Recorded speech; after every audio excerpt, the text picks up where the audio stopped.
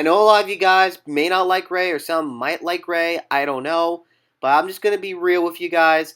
Rey isn't who you think she is, some might say. If I directed her, that is. Because once I finish this episode, you guys might have a new look for her based on my direction if I was able to direct it. Rey is one of the most popular characters in Star Wars, but yet her lack of backstory, in my opinion, makes her a very polarizing figure and OP.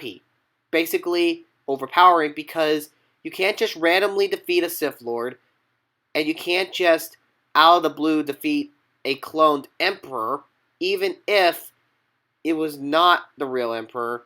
It's kind of OP either way, even though they have all the Jedi and all that stuff on her. Yeah, kind of a rip-off of Avengers Endgame, but you guys get the hint. So anyway, guys, this is the full backstory, if I directed Disney Star Wars, about Rey.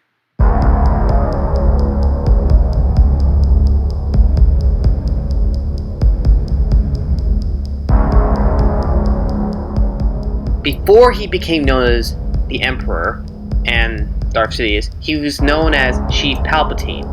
Then he would later on become the Senator of Naboo, where he was close to politics. But he used the front as a senator to cover up his identity as Darth Sidious, and of course, later on, uncover his plan for a galactic empire. Yet, he also orchestrated the Clone Wars so he could also help get someone else to his side for the Empire. Anakin Skywalker, who became Darth Vader. He also was notorious for pain and Sith lightning, which he would use on his apprentice's son, Luke, which we all know the apprentice Darth Vader. His notorious cold-hearted attitude will give pain to anyone. The Sith lightning he leashes out is so painful that is painful enough that you will almost die. But thankfully, though, Anakin was able to defeat Darth Sidious, or the Emperor, by throwing him down the ventilation shaft, destroying his form, and succeeding victory for the rebellion, so they take over the Republic. Thus, that is the end for Emperor Palpatine in general. Or is it, if you think about it? A young woman by the name of Ashma Tesman was raised in Coruscant and was chosen by the Empire to become one of the most famous soldiers, and even Palpatine sensed something was different about her. So, he decided to keep his lineage alive through her by using the Force to create a child through her. She would flee and would give birth to the child in a planet known as Riley. And the child's name is Couture's Palpatine. Unfortunately for Ashma Tesman, while she raised her son, she could not hide the truth about who his father really was for long. And once she told him, he was put in great fear, and she decided against her full will to give him up for his safety. It was for the best. Ashma Tesman would later die of a broken heart.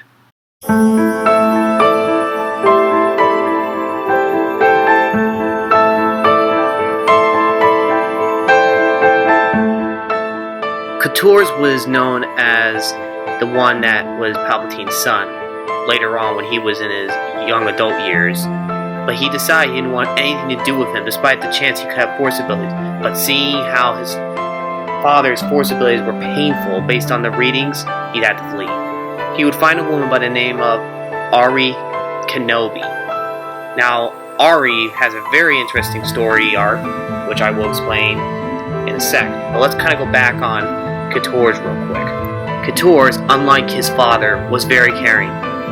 Even as a young child, he always believed in caring for other people besides himself. It was one of the reasons he married Ari, because he saw her caring spirit as well, and how willing she was to protect him. Ari is the daughter of Obi-Wan Kenobi, who actually did have a love affair, because if you guys remember from the Kenobi books, he did lead the Jedi Order for another woman, but that was a mistake. Her mother is known as Taraya Dempsey. Both Obi-Wan and Taraya were very close, but sadly, Taraya died in Order 66 and Obi-Wan was forced to give up Arari for her safety. While he was on Tatooine, Obi-Wan not only had to keep an eye on Luke, but he also used the Force to connect with his daughter. Before he died, he left her this message. My time is coming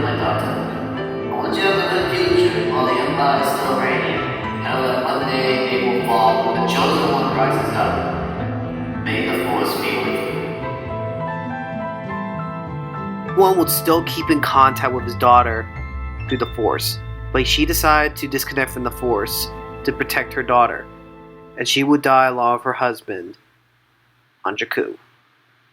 Thus, that is the end of Rey's parents. But let's talk about Rey.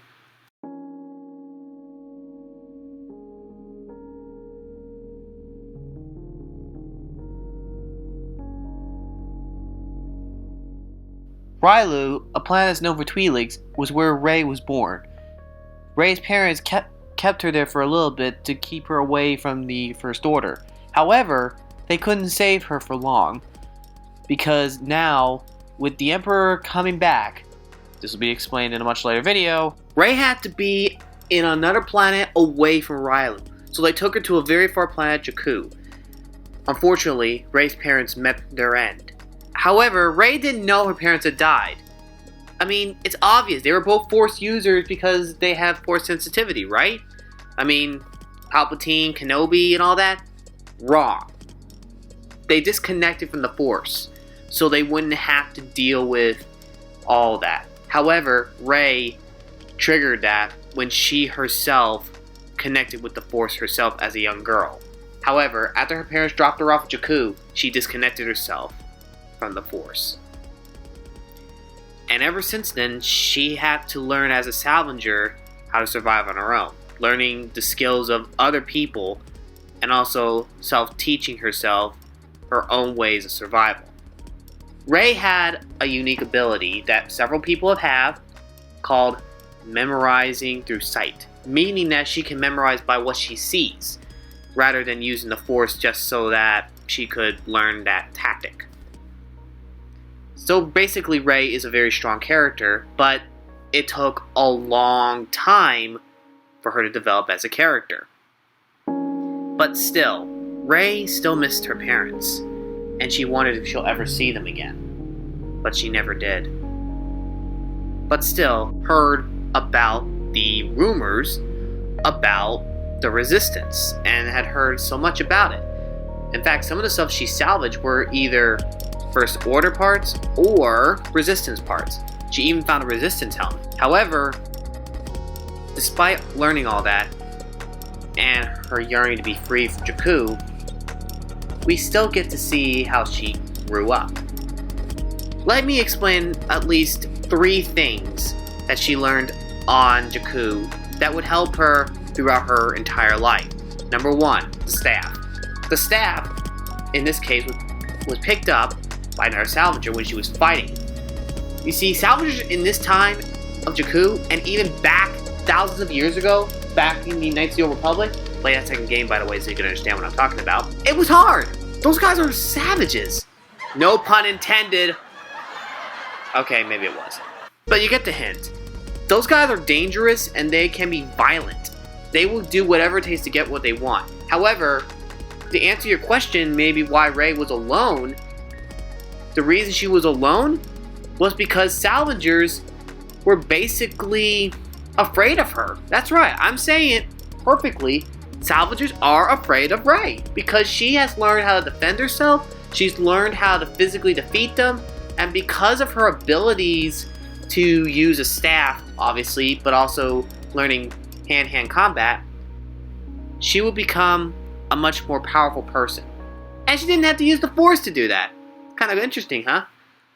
Of course, even with all that training, her time to leave Jakku was still far away. Until one day.